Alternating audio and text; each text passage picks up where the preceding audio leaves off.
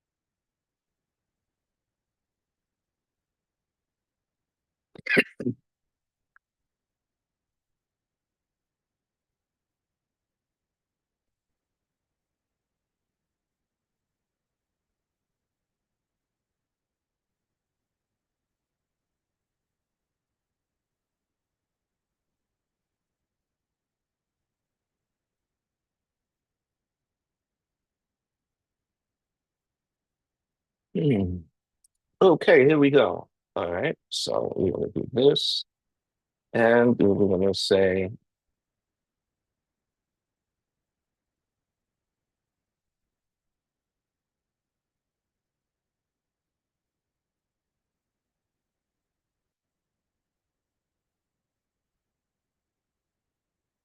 yeah, Bismillahirrahmanirrahim, Assalamu alaikum, and welcome to um, American Muslim 360's Monday morning programming, Living in the Upload Life. My name is William Kareem, and what we would like to do today is we would like to start off with this.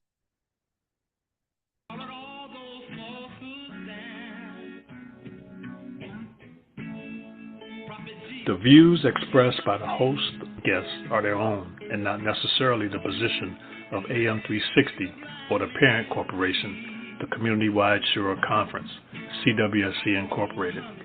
AM 360 content is intended as a community service and is not designed to provide specific personal, medical, financial, or legal counsel or other professional advice, and no liability shall extend to the host or hostesses of AM 360 or CWSC. We encourage you to seek an advisor for your specific circumstance.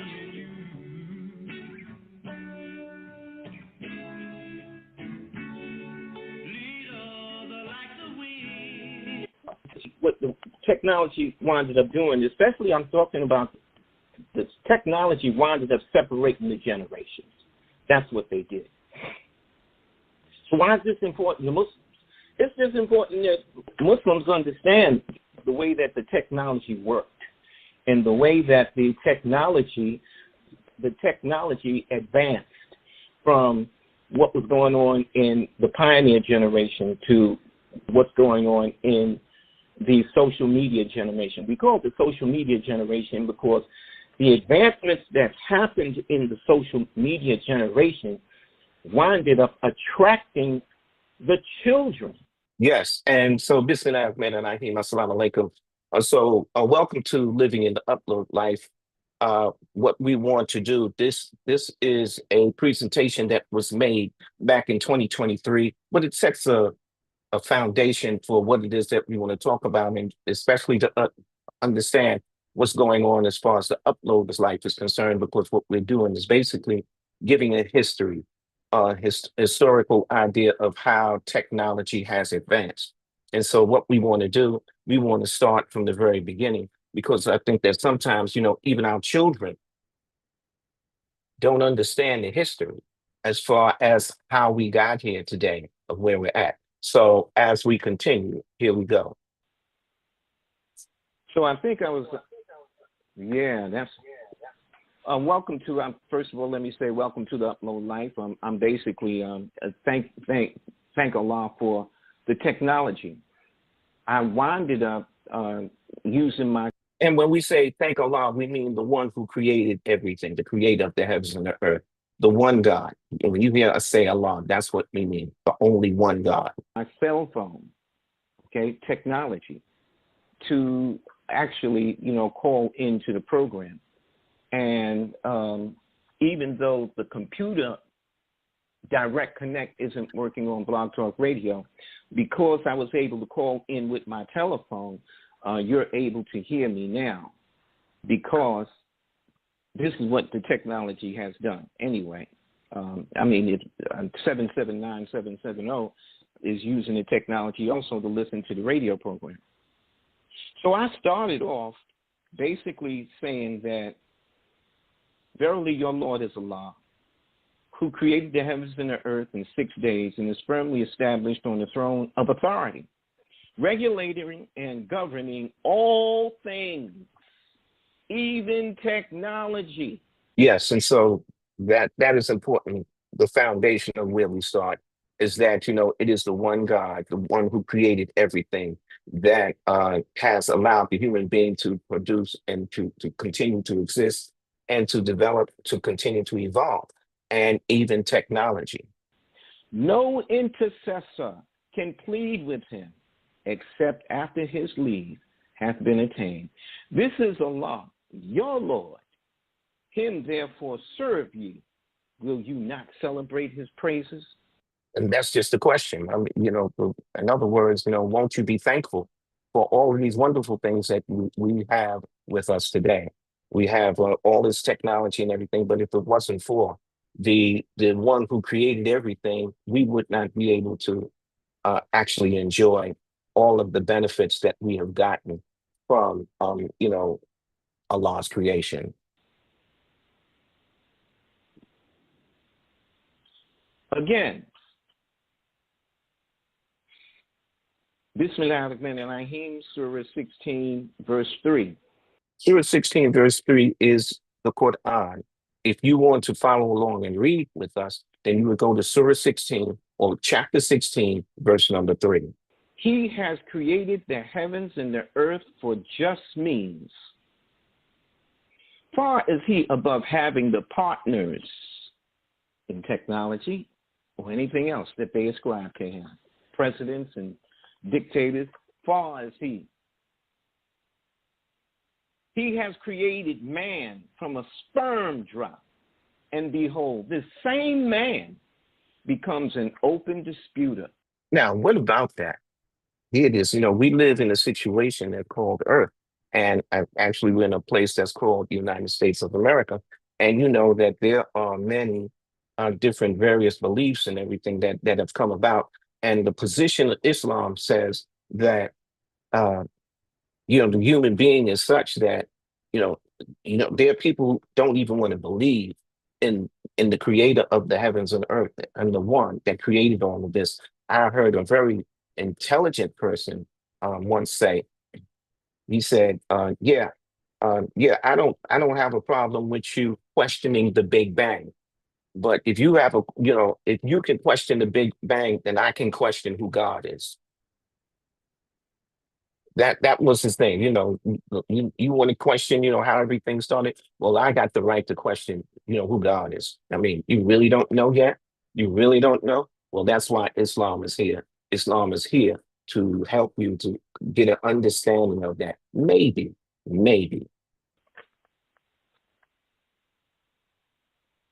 Surah 14, Ibrahim, verse 19. Okay, Surah, we're talking about chapter 14, verse 19. Seest thou not that Allah created the heavens and the earth in truth? So the heavens and the earth is the truth. Why? Because, it is something that can be proven to a great degree. That's why it's called the truth, because it can be proven to that degree. So he can remove you and put in your places a whole new creation. Okay, so the Quran is basically saying, you want to question God? Okay, you can question God if you want, But if God wanted, he could eliminate the human being and bring about another creation that won't question him, that won't give this questioning idea. Yeah, well, like you say, that kind of thing.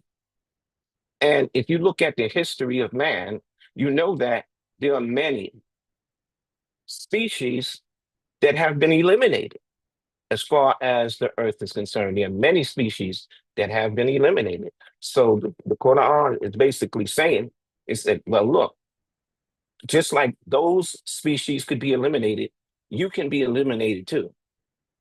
Don't forget that. Or, so this is Surah 27, verse 60. Or, who have created the heavens and the earth, and who sends down rain from the sky? Yeah, well, who does that? Yea, with it we cause to grow well-planted orchards full of beauty and delight. True indeed. It is not in your power to cause the growth of the trees in them, in the orchards. No. Can there be another God besides Allah? Nay, they are a people who swerve from justice. So there it is. This whole idea, has been here. This creation has been here since the beginning of time and since the beginning of man. And even before the existence of man, this creation has been here. Apples and oranges is something, not a technology that has just been created recently. Apples and oranges and all of the things that are on the earth have been here for eons, not centuries, but eons, billions of years. And it was a benefit to the creations that was here before man. There was a benefit for lions. I always use the term lions, tigers, and bears to say that, but the fish in the sea, the birds, these creations of that was here long before man got here. And so it and you and here it is, you want to question God on these things? So here on the Upload Life, we have been talking about the advancements in technology. We're calling it technology today because at one time, we don't know what they'll be calling it tomorrow, but right now they're calling it technology. Yes. When we talk about what's being taught in schools, they have something that's called the STEM projects, which is science, technology, engineering, and math.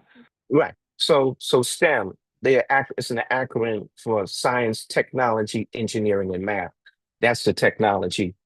That's the acronym for what's being taught in many of the American schools today.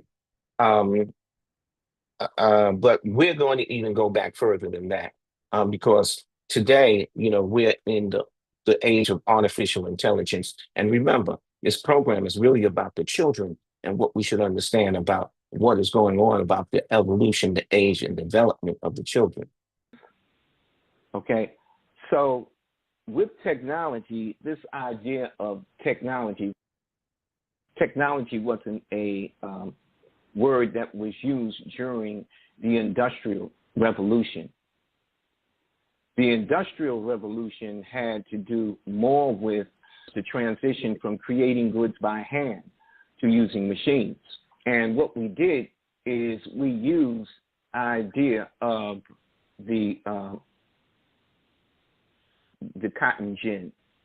And as an example, we're using the cotton gin as an example. And the reason why we're using the cotton gin as an example is to let you know that before the Industrial Revolution, there was the Agricultural Revolution, where it was about hunters and gatherers. It was about uh, uh, human beings being able to sow, plant, and sow and gather uh, crops from the earth, and then what they would do is they were able to sell those things. They were able to barter, and so these were things that were done by hand. One of the interesting points, and not to be bring up anything from the negative past or anything, but to use it as a positive situation is the whole idea of slavery that happened in America. Because what happened is that uh, you had industrialists. Well, I won't say industrialists, but you had farmers. I'll say farmers. You had farmers that weren't able to pick all of the fruits, vegetables, and cotton, et cetera, by themselves. But so what they needed to do, they needed to have help to do that. And so what they did is they winded up buying humans that they called slaves. They called them slaves, but they were purchased, and because they were brought from another country, they were purchased and they were treated like they were property. And this property had the responsibility to do whatever the person who bought them told them to do. But these purchases of the product, these farmers, etc., they did it because they needed help. They needed help to tend to the crops that they were developing from God's creation. Let's remember that, because God is God or Allah, the creator of the heavens and the earth, is so beneficent that there's so much abundance that can be reaped from the ground that in one stage of one year, so much crop can be developed that one person can't do it all by themselves. So what they did, in order to make more money, they got other people in. They brought other people in to help to harvest the crops that were being created. And this was a way that they were able to make money, because they would take them then to the market and they would sell, or they would barter with each other for that. So that was the purpose of the agricultural the agricultural or hunter and gatherer a part of the evolution of the human being. And then what happens is, and especially as far as the cotton gin is concerned, where human beings were picking cotton, okay, because they had the farmers that were farming cotton. They had all of these cotton, they were producing so much cotton that they had to have humans or slaves, or whatever it is that you want to call them. They had to have them to pick the cotton and put it in the bag in order to get the best benefit from the harvest of the season. And what happens is somebody comes along and they make something that's called the cotton gin. And what the cotton gin was able to do, became part of the industrial revolution. So it was going from the agriculture revolution into the industrial revolution, where things was made by was that things were helped along by machine. And we were talking about the cotton gin as a basis of, because we know it is a well-known fact that cotton was first picked by hand by the slaves that were brought over from Africa to America. So when the slaves were brought over, they had to work the cotton fields. And this was done by hand. The fruits was done by hand. Everything was done by hand at that time. But it wasn't done by the slave master. We call it the slave master, but it wasn't done by the head of the corporation. So some people call the head of the corporation or the head farmer, they call him the slave master. Okay, that's the colloquial name that is given to the one who used to whip the slaves, et cetera, and do things like that. But he was actually, another thing that you call him is he was the head of the corporation. I mean, we still have heads of corporations that employ people, but because they employ people and give them a certain amount, of money and things like that, do they call them slaves? Well, yeah, if you wanted to say that, somebody has to work for their keep, et cetera, that was the same thing that was done for, as far as the slaves of America was concerned. They were earning their keep. They had to be fed, they had to be housed. And so in order to be fed, in order to be housed, there's a certain health condition that has to be in place in order for the slaves to actually, or the slaves who actually be there. So, but it's the same thing that happens. The head of a corporation hires people and has to make sure that they're taken care of, that they can get their food, clothing, and shelter, so they come back to work the same day. It's the same process that's done all over again. We've just elevated it to some degree. I'm just trying to put the best construction on it, and so to give a very wide view of what it is that we're really talking about, and the best construction to put it in. My family was brought from Africa and landed in Portsmouth, Virginia. That's Portsmouth, P-O-R-T. I'm going to go Put past the this. slaves out of work. But the thing is that while Eli Whitney is best remembered, so that's how I got the name William Kareem, as opposed to William Abdul Kareem. Okay, that's a little history just about myself and how that happened.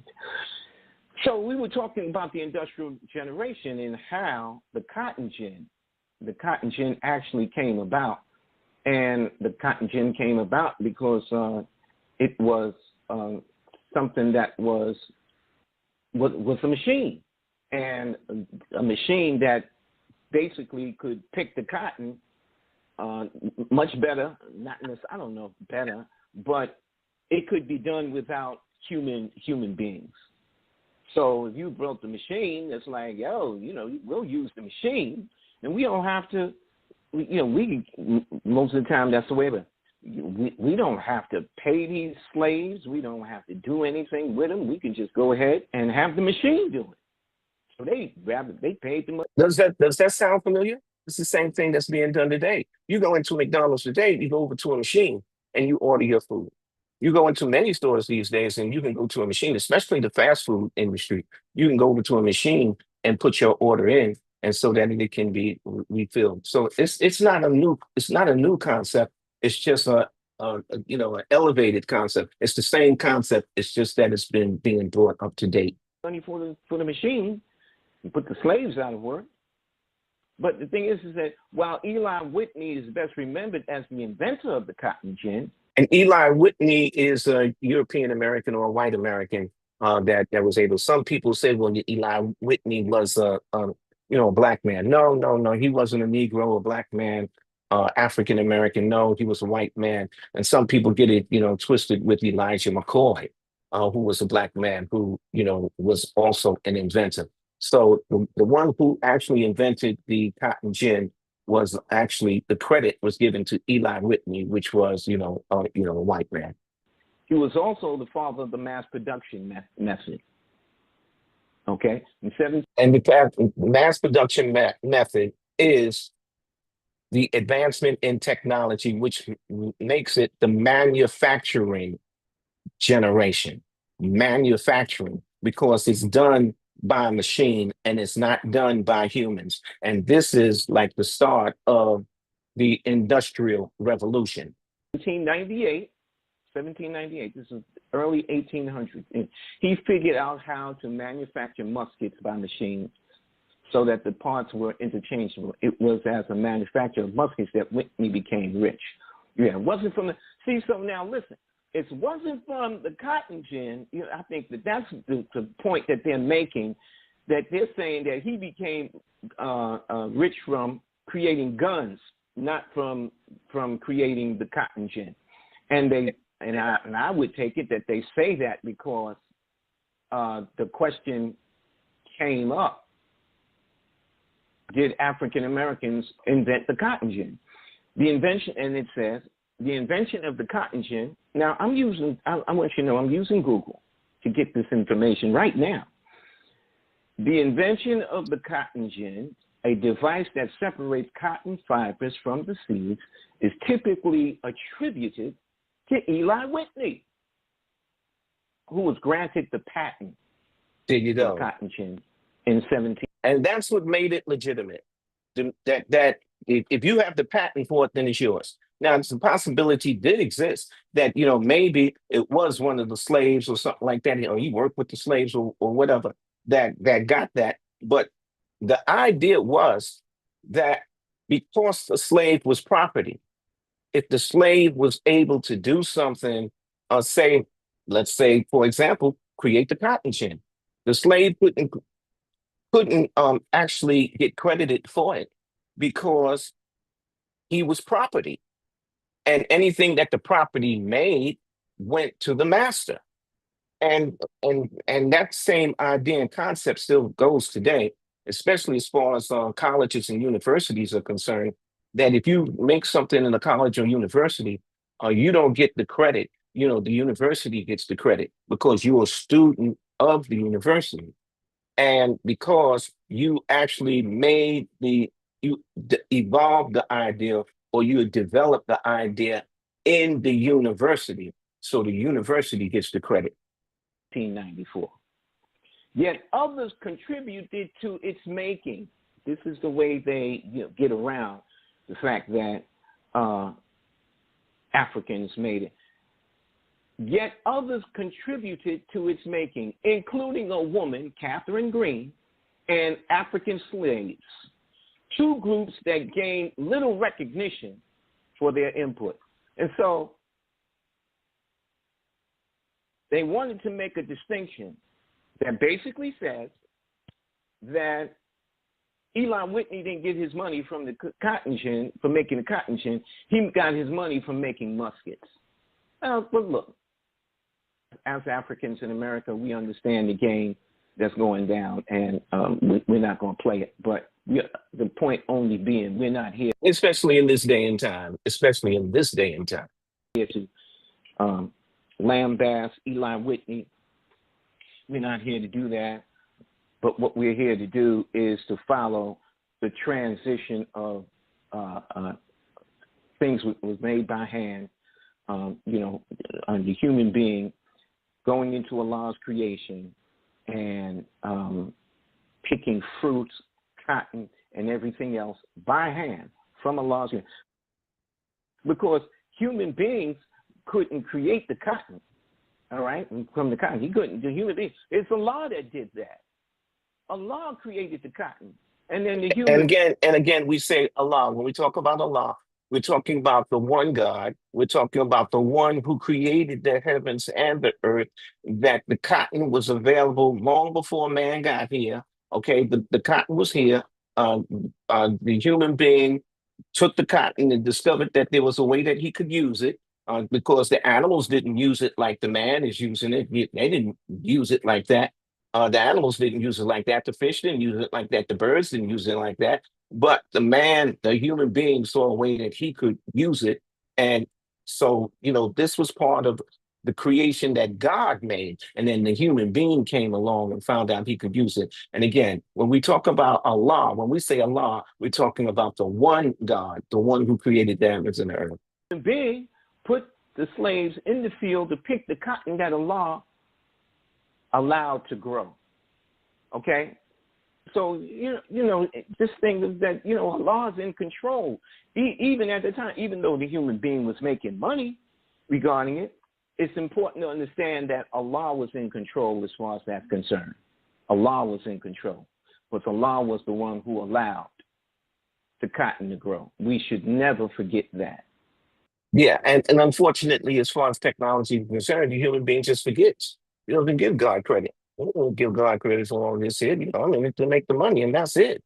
I'm making the money, yeah. Like, this is what I did as far as that's concerned. And a lot of times that's the way that it's that it's put in the news and mainstream media or social media about what the man has done, and not giving the praise and glorification to the one God, the one who allowed the human being to exist, the one who allowed the products to be made. God has no credit in that at all. And so what we want to do is just basically recognize this, and this is the message that we're getting over, that we do recognize that.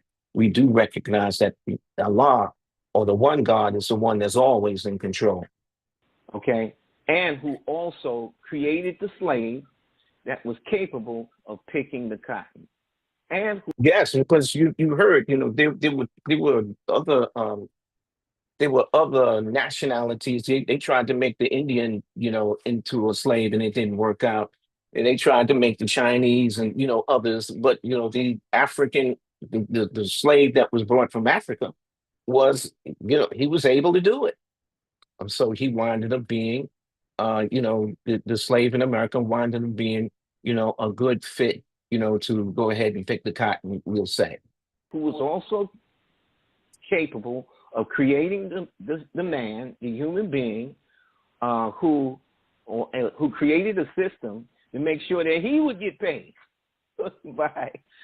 by making a patent office, and he registered the patent for the cotton machine. So Eli Whitney. So that was the industrial generation. And so the Industrial Revolution was the transition to new manufacturing processes. Yes, that's important to understand, that the Industrial Revolution was about manufacturing, all right, and manufacturing on a large scale. Because when we talk about hunters and gatherers, what we're talking about is the whole idea of just basically being able to feed your family, feed yourself, feed your family, and, help your neighbors. But when you start manufacturing, that means that what you're doing is that you're feeding, you want to be able to feed more and more and more people. And in the process of doing that, this is how you can make more and more money. That occurred during the period from around 1760 to about 1820, so it says. This is when there were great machines that were being made. The big machines.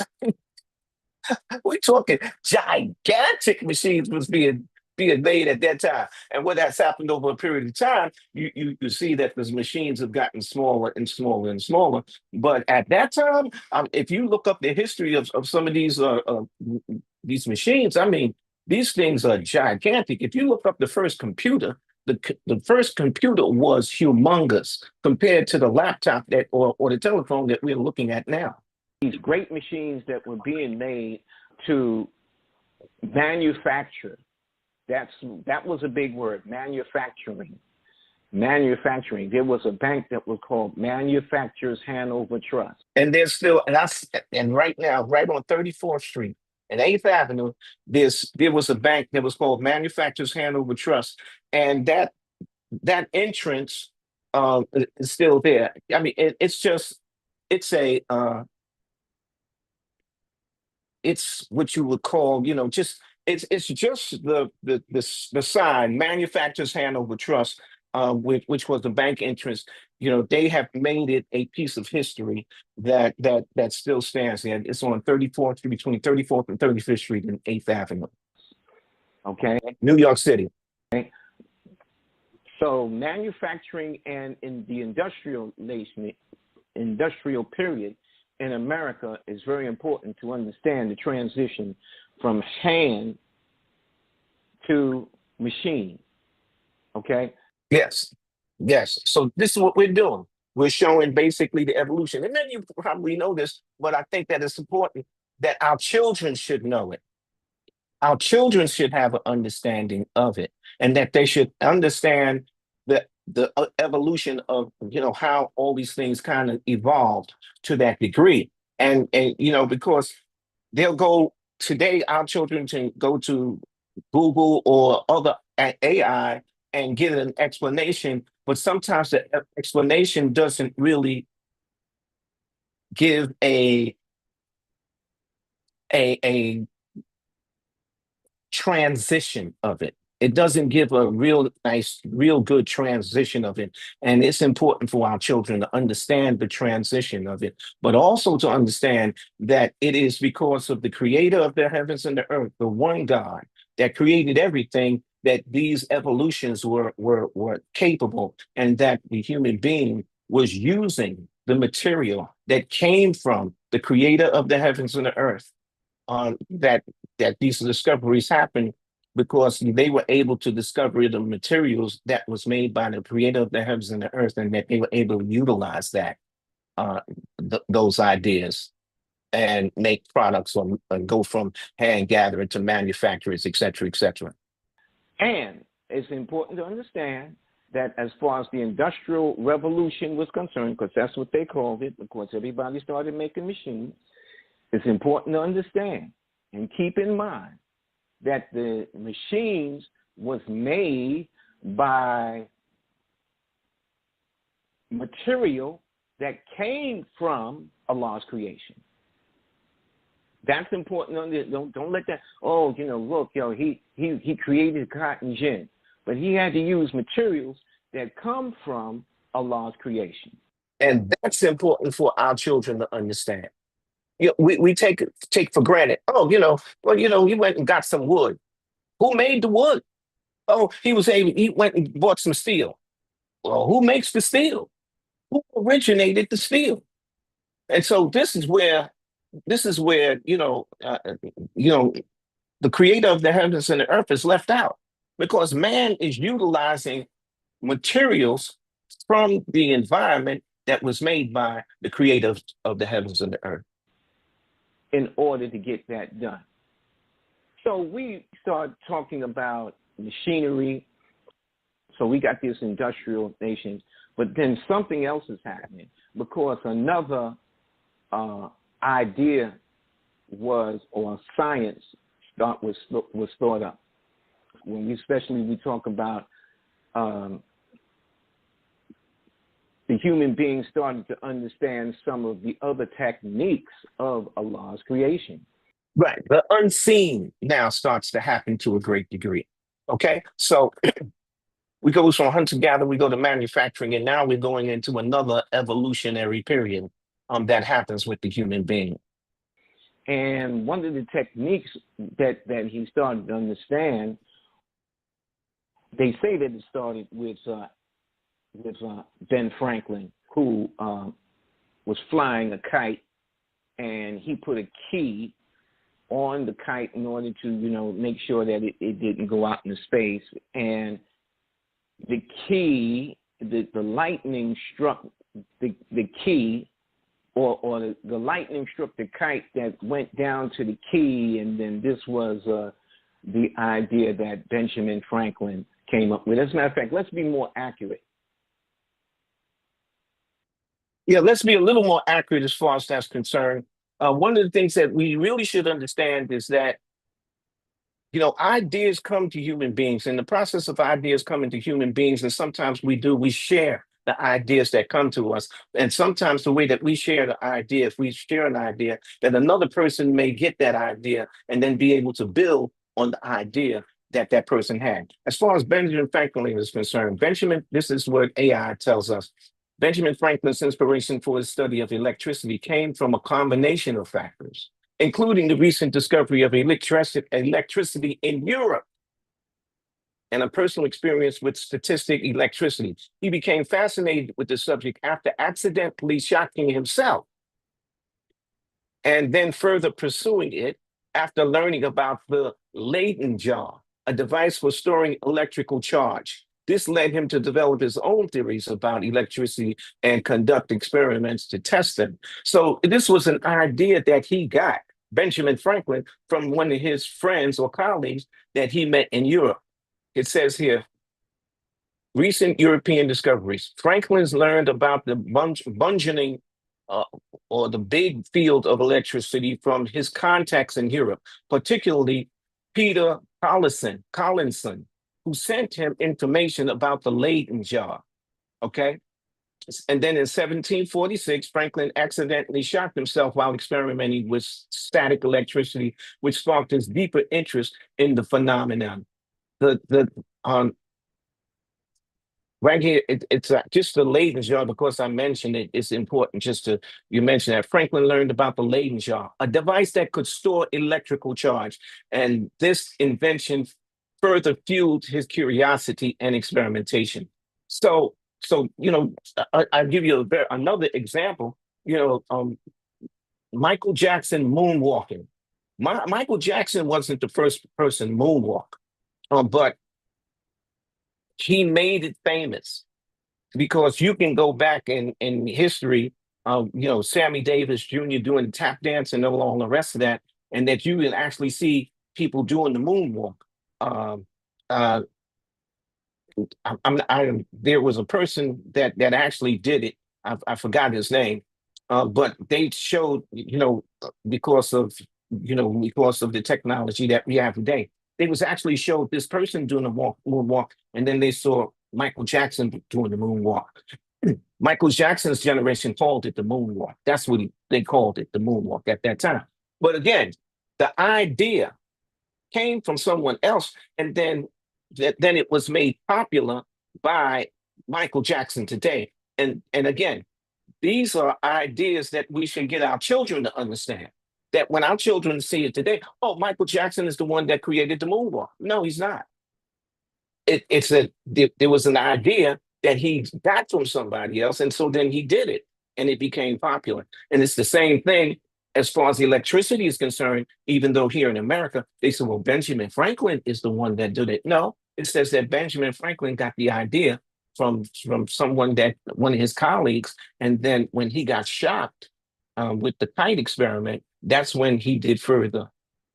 He did further. But the point that's being made here, the most important point, is that now what happens is we're going into discoveries of things that cannot be seen with the human eye.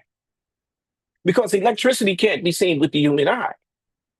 But still, the credit for electricity goes to the one who created the heavens and the earth. That's who the credit goes to. And that's something that our children should understand. That it is the one God that actually made electricity, or made these ideas, or these things that can't be seen with the human eye, but these are things that have been discovered. And that even though we give the person like Benjamin Franklin, we give them the credit for discovery or making us aware of it, it is still the creation of the one who created everything. And that is what's important for our children to understand. Benjamin Franklin, discovery of electricity. What did Benjamin Franklin discover about electricity? Franklin's experiment had demonstrated the connection between lightning and electricity. To dispel another myth, Franklin's kite was not struck by lightning. If it had been, he probably would have been electrocuted, experts say. Instead, the kite picked up the ambient electrical charge from the storm. So that's what the situation was. Picked up the energy from the storm. Okay? So just to get you to understand, or so that we understand that there were... Yeah, just to give, I'm not trying to be a teacher or anything, but I'm just trying to make a presentation, and I'm just trying to make sure that it's understood. I'm not doing this as a teacher. It's just an observation that I'm sharing with you. And again, the importance is that these are things that the concern is that I think that these things that our children should understand. The historical idea, the evolutionary idea, and the idea that it is the one who created everything that has allowed all of these things to exist. And that one should get the praise and glorification for it. There's just so much that goes on in Law's creation that he came to understand that about electricity. And because he came to understand that about electricity here in America, then, we started to experiment with lightning rods being on the roof, and lightning being struck by lightning and coming into a cell. Then we'd be able to light the house, et cetera, all kinds of things. But the point that I'm basically trying to make is there was a science, a technique, a system that was discovered by the human being. And that human being, what he did was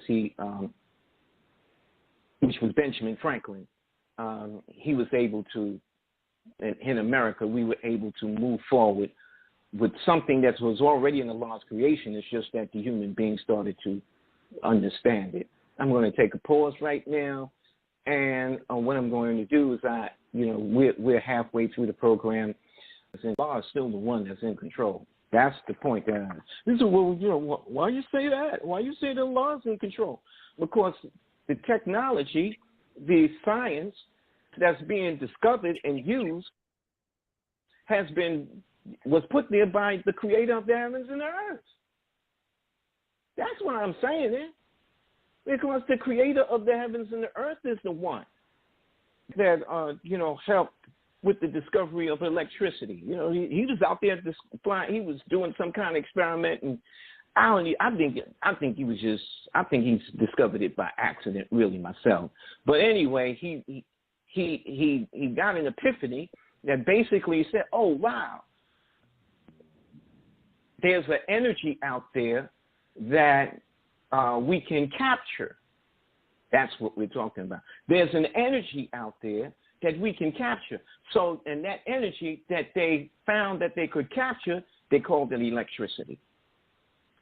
But then they proceeded to move on because they found there was a... Well, right. See, so remember, they discovered it. And when they discovered it, they gave it a definition. And the definition that they gave it, that they called it electricity. That was the name of it in English. That was the name of it. In other languages, they didn't call it. In other languages, they didn't call it. Okay, let's do this here. Let's do this. What is the name of electricity in Spanish?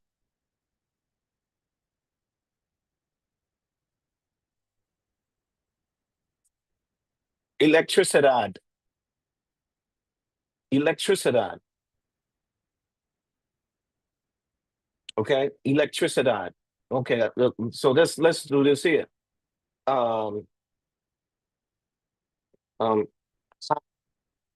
Do you say electricity in Spanish? Electricity. Electricidad. Electricidad. Electricidad. Electricidad.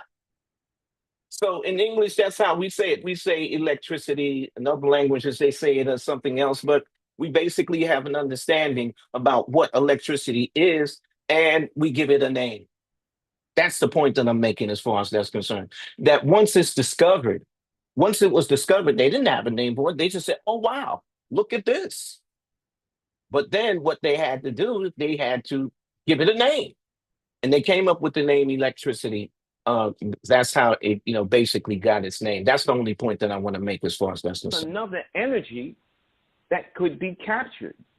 And this was the energy of the telegraph.